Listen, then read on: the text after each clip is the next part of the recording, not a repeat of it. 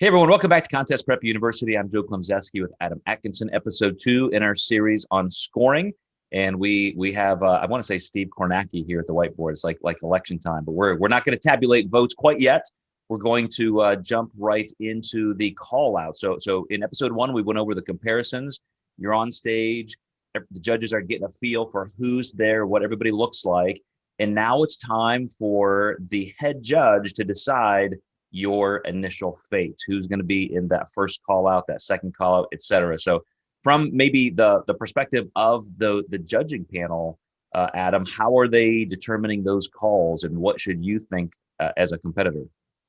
This is where the head judge is really important, because they are the one who is determining who the top 5, top 8, or top 10 is.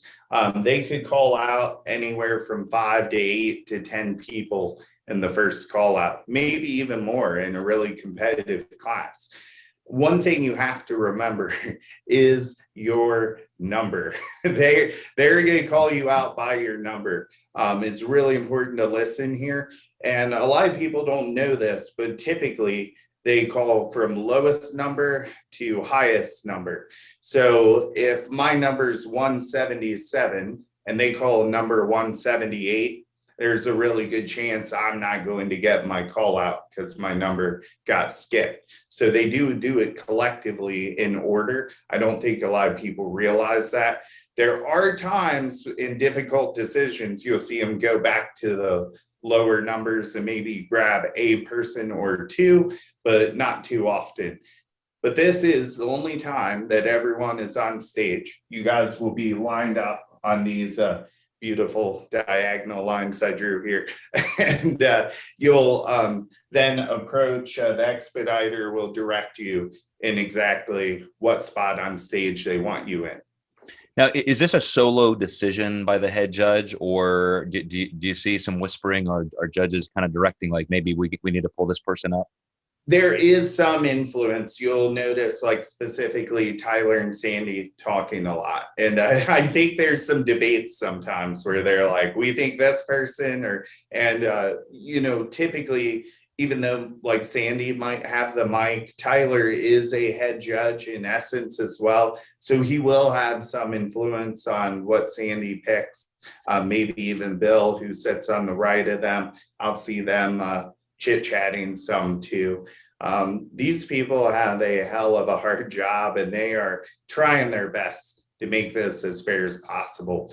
And this is the subjectivity is what made me love bodybuilding in the first place. And calling out names like Sandy, who is typically at all the national shows. When you get to maybe state and regional shows, how varied is that judging panel? And we're going to get into judging in a later episode, but what differences may people encounter at other shows? Yeah, you'll likely see a pretty similar tone in head judge in your region. Ours is typically Andy Blartalovich or Bill Sylvia, which Bill sits next to Sandy. So I'm lucky where I live in a region where there's some really excellent head judges. I know Natalie and Chet, they're judges in, I think, the Illinois and Wisconsin area.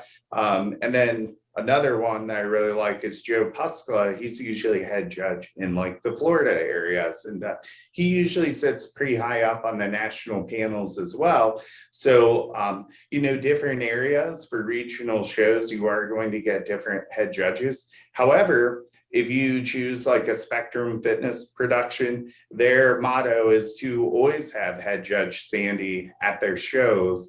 And that's a big pull for why a lot of people do the Spectrum shows, is because they say, well, I want to be judged like a national competitor, so I want to go and see Sandy.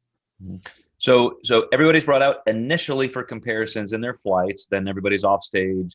They come back out as an entire division or class in that division. And then you start getting those call outs. And let's say you were in the first call outs and they say, okay, they put you through the posing, and then they say, great, thanks, you're done. Would they ever call you back? Let's say they're all the way through the deep, third, fourth, fifth call outs. Would they ever bring people back, or are you finished? They can call you back. I've seen them bring out top two and compare 1 and 2. And I've seen them bring out the top 5 in a group before. I've seen them add people in from a second call out. That is extremely rare. But I had a girl win a pro card.